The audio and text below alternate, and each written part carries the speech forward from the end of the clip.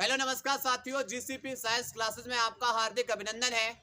जैसा कि बेटा हम पढ़ रहे हैं क्लास 10th के साइंस में सेट नंबर 2 को, जिसका हमारा लास्ट प्रश्न बचा हुआ है प्रश्न नंबर 31। दोनों के दोनों जो प्रश्न है 31 के, वह वेरी इंपॉर्टेंट प्रश्न है। एक नेफ्रॉन है और दूसरा मेंडल के नियमों के बारे में पूछा गया है। और जैसा कि हमारा 31वां प्रश्न है और इसके अंदर जो 3 नंबर का चित्र दे रखा होता है और 3 नंबर में इसकी रचना का वर्णन पूछता है। तो सबसे पहले आपसे पूछेगा भाई नेफ्रॉन किसे कहेंगे। तो जो वृक्क होगा, वृक्क के अंदर महीन 8 से 12 लाख महीन कुंडलित नलिकाएं पाई जाती हैं। इन्हीं को हम क्या बोलते हैं? नेफ्रॉन बोलते हैं।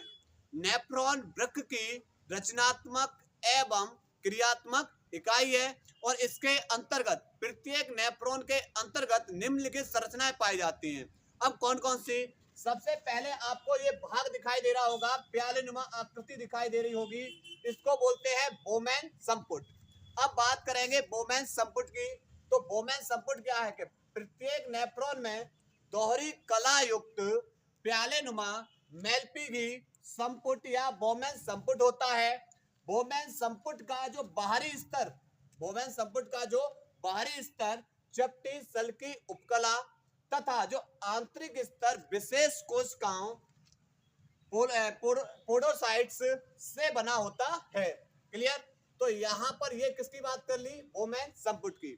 उसके बाद अब बात करेंगे कोशिका गुच्छ की। अब कोशिका गुच्छ के अंदर दिखाई दे रही है एक अभिवाही धमनी और एक अपवाही धमनी। अभिवाही धमनी क्या करेगी? यह मोटी होती है और अपवाही धमनी यह पतली होती है। अभिवाही धमनी रुधिर को बोमेन संपुट के अंदर लाने का कार्य करेगी, जबकि अपवाही धमनी बोमेन संपुट से रुधिर को बाहर ले जाने का कार्य करती है। ये दोनों की दोनों धमनियां आपस में मिलकर एक कोशिका का गुच्छ बनाती है, जिसे क्या कहते हैं? कोशिका गुच्छ कहते हैं। क्लियर? उसके बाद तीसरा है मेल्पिगियन कड़काएं। मेल्पिगियन कड़काएं ये क्या होती हैं? कोशिका गुच्छ तथा बोमेन संपुट सम्मिलित रूप से मेल्पिगियन कड़काएं कहलाते हैं। इसका निचला भाग, इसका जो निचला भाग है वह क्या कहलाएगा? ग्रीवा कहलाएगा, जो रोमभिक उपकला का बना होता है। इसमें उपस्थित रोमाभ कोशिका गुच्छ को नेफ्रॉन में आगे ले जाने में सहायक होते हैं। नेफ्रॉन में आगे ले जाने में सहायक होते हैं, ले जाने में सहायक होते हैं। क्लियर? इसके बाद ग्रीवा से जुड़ा हुआ भाग कौन सा होगा? समीपस्थ कुंडलित नलिका। समीपस्थ कुंडलित नलिका किसे कहेंगे? ग्रीवा का जो अंतिम भाग है यह समीपस्थ कुंडलित नलिका से जुड़ा होता है। इस नलिका की कोशिकाओं पर रसांकुर पाए जाते हैं जो मिलकर ब्रुश बॉर्डर का निर्माण करेंगे। उसके बाद यह समीपस्थ कुंडली नलिका कहाँ जाके खुलेगी? हेनले लूप में। तो समीपस्थ कुंडली नलिका आगे जाकर यू आकार के हेनले लूप में खुलती है। हेनले लूप मेड्यूला में स्थित होता है। इसकी मूत्र के सांद्रण में मुख्य भूमिका होती है। उसके बाद दूरस्थ कुंडली नलिका एवं मूत्र संग्रही नलिका। अब दूरस्थ कुंडली नलिका क्या होगी? जो हेनले लूप का जो आरोही भाग होगा वह एक छोटी एवं मोटी दूरस्थ कुंडली नलिका में खुलता है। यह भाग बलफुट में पाया जाता है। दूरस्थ कुंडली नलिका में, दूरस्थ जो कुंडली नलिका है वास्तव में वृक्क का क्या होता है? वृक्क का अंतिम भाग होता है, जो एक मोटी मूत्र संग्रही नलिका में जाकर खुलता है। प्रत्येक संग्रही नलिकाएं लगभग 8 से 10 वृक्क नलिकाओं से जुड़ी होती हैं। अनेक संग्रही नलिकाएं एक बड़ी संग्रही नलिका का निर्माण करती हैं, जिसे वेलिनी की वाहिनी कहते हैं। वेलिनी की वाहिनी मूत्र वाहिनी से जुड़े श्रेणी या पेल्विस में जाके खुलती है। क्लियर? तो आप लोग बेटा इसको एक बार तैयार कर लेना है, नोट करिए इसको। इसके बाद बेटा 31 का अथवा प्रश्न है लक्षणों की वंशागत के नियम में मेंडल के प्रयोगों के महत्व को समझाइए। देखो, सबसे पहले मेंडल ने बेटा क्या किया था? मेंडल ने मटर के पौधे पर अपने प्रैक्टिकल किए और उसके बाद इन्होंने बेटा कितने नियम दिए थे? 3। और मेंडल को ही क्या कहा जाता है? आनुवांशिकता का जनक। मेंडल को क्या बोला जाता है? आनुवांशिकता का जनक। क्लियर? तो पहला नियम दिया था प्रभाविता का नियम, दूसरा नियम दिया था युग्मकों की शुद्धता का नियम, और तीसरा नियम दिया था स्वतंत्र अपीवन का नियम। तो सबसे पहला नियम पढ़ने वाले हैं। पहला नियम क्या है?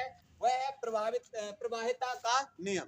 प्रवाहिता का नियम क्या है? इस नियम में जब दो विपरीत लक्षणों वाले पौधे के बीच में, जब दो विपरीत लक्षणों वाले पौधे के बीच में संकरण कराया जाता है, तो जो प्रथम पीढ़ी में लक्षण प्रदर्शित होते हैं उन्हें प्रभावी लक्षण कहते हैं, और जो इस पीढ़ी में लक्षण प्रदर्शित नहीं होते हैं उन्हें क्या बोलते हैं? उन्हें अप्रभावी लक्षण कहते हैं। और इस नियम की पुष्टि किसके द्वारा की जा सकती है? एक संकर द्वारा की जा सकती है। तो हम करेंगे एक संकर द्वारा प्रभाविता के नियम की पुष्टि। क्या है? यहाँ पर किसी जीव के मात्र एक तुलनात्मक, कितना होना चाहिए? मात्र एक तुलनात्मक आनुवांशिक लक्षण पर ध्यान केंद्रित करके जो संकरण कराया जाता है उसे एक संकरण कहते हैं। जैसे उदाहरण में इन्होंने क्या किया था? मेंडल ने एक मटर के पौधे में क्या किया था? उसकी लंबाई पर ध्यान केंद्रित करके क्या कराया था? संकरण कराया था। इन्होंने क्या किया था? एक लिया था शुद्ध लंबा पौधा, दूसरा लिया था शुद्ध बौना पौधा। शुद्ध बौना पौधा, लंबे पौधे में जो गुणसूत्र थे वह कैपिटल टी, स्मॉल टी, और शुद्ध बौने पौधे में जो गुणसूत्र थे वह स्मॉल टी। लेकिन युग्मकों के दौरान इनके जीन कैसे हो जाएंगे? अलग अलग, यानी कैपिटल टी, स्मॉल टी, ये कैसे हो जाते हैं? युग्मक हैं, और ये कैसे हो जाएंगे? अलग अलग। अब इनका क्या कराएंगे? संकरण। जब कैपिटल टी का स्मॉल टी से कराएंगे संकरण तो बनेगा कैपिटल टी स्मॉल टी। उसके बाद इस कैपिटल टी का हम कराएंगे स्मॉल टी के साथ संकरण तो बनेगा कैपिटल टी स्मॉल टी। क्या प्राप्त होगा? Capital T small T. इसी प्रकार इस कैपिटल टी का जब कराएंगे स्मॉल टी का कराएंगे संकरण कैपिटल टी के साथ तो बनेगा स्मॉल टी कैपिटल टी। उसके बाद यहाँ पर स्मॉल टी का जब कैपिटल टी के साथ कराएंगे तो प्राप्त होगा स्मॉल टी कैपिटल टी। मतलब न तो ये कैपिटल टी के बेटा प्राप्त हुआ और ना ही स्मॉल टी प्राप्त हुआ। इसमें जो जीन प्राप्त हुआ वह कैपिटल टी स्मॉल टी का प्राप्त हुआ। अर्थात ये जो सभी के सभी जो F1 की पीढ़ी प्राप्त हुई है, यह F1 की पीढ़ी शुद्ध प्राप्त नहीं हो रही है, यह प्राप्त हो रही बेटा कैसे? संकर वाली। लेकिन होंगे कैसे? लंबे। ये भी लंबा पौधा मिलेगा, ये भी लंबा पौधा मिलेगा, ये भी लंबा पौधा होगा, और ये भी कैसा होगा? लंबा पौधा। क्यों? क्योंकि इनके अंदर कैपिटल टी का जीन आ गया। लेकिन ये शुद्ध नहीं है, ये कैसे हैं? चारों के चारों संकर, हाइब्रिड। क्या बोलते हैं इनको? हाइब्रिड। ये संकर हैं। पहली पीढ़ी कैसी मिली? यहाँ पर लंबी है, लेकिन है कैसी? यहाँ पर संकर प्राप्त हुए। क्लियर? तो इन्होंने क्या किया था? इन्होंने शुद्ध लंबे पौधे का शुद्ध बौने पौधे के साथ जब संकरण कराया तो प्रथम पीढ़ी में सभी के सभी पौधे लंबे प्राप्त हुए। अर्थात लंबापन गुण दिखाई दिया तो ये प्रभावी गुण कहलाया। कौन सा गुण नहीं दिखाई दिया? वो बौनेपन वाला गुण नहीं दिखाई दिया, तो यही गुण क्या बन जाता है? यही बन जाता है अप्रभावी वाला। क्लियर? तो अब इन्होंने क्या किया था? प्रथम पीढ़ी का स्वपरागण कराया। प्रथम पीढ़ी का क्या कराया? स्वपरागण कराया। अब प्रथम पीढ़ी का स्वपरागण जब प्रथम पीढ़ी का स्वपरागण कराएंगे तो प्रथम पीढ़ी कौन मिली? Capital T small T, capital T small T. इनके युग्मक बेटा कैसे हो जाएंगे? अलग अलग करेंगे, capital T small T, capital T small T. अब कैपिटल टी का जब कैपिटल टी के साथ संकरण कराया तो मिला क्या? Capital T capital T. इसी प्रकार स्मॉल टी का जब स्मॉल टी के साथ कराया तो मिला स्मॉल टी स्मॉल टी। ठीक है? अब कैपिटल टी का कराएंगे स्मॉल टी के साथ तो प्राप्त होगा कैपिटल टी स्मॉल टी। इस स्मॉल टी का जब कराएंगे कैपिटल टी के साथ तो प्राप्त होगा कैपिटल टी स्मॉल टी। अर्थात ये दोनों के दोनों बेटा गुणसूत्र किसके मिले, कैपिटल टी के मिले। तो कैपिटल टी बेटा किसको दर्शाएगा, शुद्ध। किसको दर्शाएगा, शुद्ध को। पर होगा ये कैसा, लंबा पौधा, लंबा पौधा। इसी प्रकार स्मॉल टी किसको दर्शा रहा है, शुद्ध बौने पौधे को। ये शुद्ध है पर कैसा है, ये बौना पौधा। क्लियर। इसी प्रकार कैपिटल टी स्मॉल टी, अब ये शुद्ध नहीं रहा, कैसा हो गया, संकर हो गया। पर मिलेगा कैसा, ये लंबा। ऐसे कैपिटल टी स्मॉल टी, यहां पर ये भी कैसा है, शुद्ध नहीं है, कैसा है, संकर है, पर कैसा पौधा, ये लंबा पौधा। क्लियर। तो जब प्रथम पीढ़ी का स्वपरागण कराया, तो प्रथम पीढ़ी का स्वपरागण कराने पर जो द्वितीय पीढ़ी की संतानें मिल रही हैं वह कुछ लंबी और कुछ बौने प्राप्त हो रहे हैं। क्लियर। तो इसमें लिखेंगे उदाहरण में, मेंडल के नियमानुसार, मेंडल ने क्या किया था, मेंडल ने मटर के पौधे पर क्या कराया, जब संकरण कराया तो संकरण कराने पर इन्होंने देखा कि जो प्रथम पीढ़ी की संतानें हैं, प्रथम पीढ़ी की जो संतान है वह सबकी सब कैसी प्राप्त हुई, संकर लंबी प्राप्त हुई। जबकि प्रथम पीढ़ी का स्वपरागण कराया गया तो प्रथम पीढ़ी का स्वपरागण कराने पर कुछ पौधे लंबे और कुछ पौधे बौने प्राप्त हुए। क्लियर। नोट करिए बेटा इसको। उसके बाद दूसरे को समझा रहे हैं। इसके बाद बेटा दूसरा नियम है वह पृथक्करण या युग्मकों की शुद्धता का नियम। इसमें क्या होता है, इस नियम के अनुसार जो जोड़े के, ये वाले जो जोड़े हैं, इन जोड़े के जो कारक हैं या जीन हैं, युग्मक निर्माण के समय एक दूसरे से कैसे हो जाते हैं, अलग अलग हो जाते हैं। और एक युग्मक में जोड़े का एक ही जीन पहुंचता है, यानी एक युग्मक बना उसमें एक जोड़े का क्या पहुंचेगा, एक ही जीन पहुंचेगा। इसे युग्मकों की शुद्धता का नियम कहते हैं। एक संकर संकरण द्वारा पृथक्करण के नियम की पुष्टि। क्या है पुष्टि, जो प्रथम पीढ़ी की संतानें हैं वह प्रथम पीढ़ी की संतानें पौधे शुद्ध लंबे यानी कैपिटल टी न होकर कैसे प्राप्त हो रहे, संकर कैपिटल टी स्मॉल टी प्राप्त होते हैं। अर्थात उनके जीन युग्म में एक जीन लंबाई यानी कैपिटल टी तथा दूसरा जीन बौनेपन का यानी स्मॉल टी वाला होता है। इसमें ये वाला किसका है, कैपिटल टी लंबेपन वाला, और ये किसका है, बौनेपन वाला है।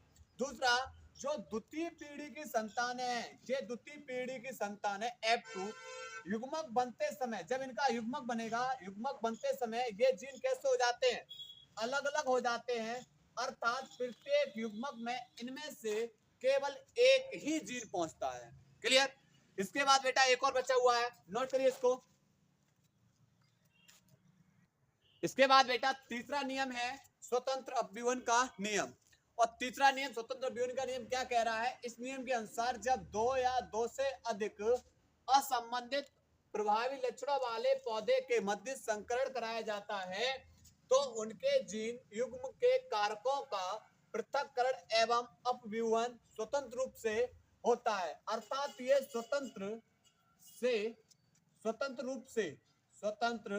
रूप से पृथक होकर जनकों के अन्य किसी भी लक्षण के साथ सहयोग न बनाते हुए संतानीय पीढ़ी में जाते हैं। मेंडल के इस नियम की व्याख्या द्विसंकर संकरण के आधार पर की जाती है। देखो द्विसंकर संकरण क्या है, जब दो तुलनात्मक आनुवंशिक लक्षणों पर ध्यान केंद्रित कर संकरण करवाया जाता है तो इसे द्विसंकर संकरण कहते हैं।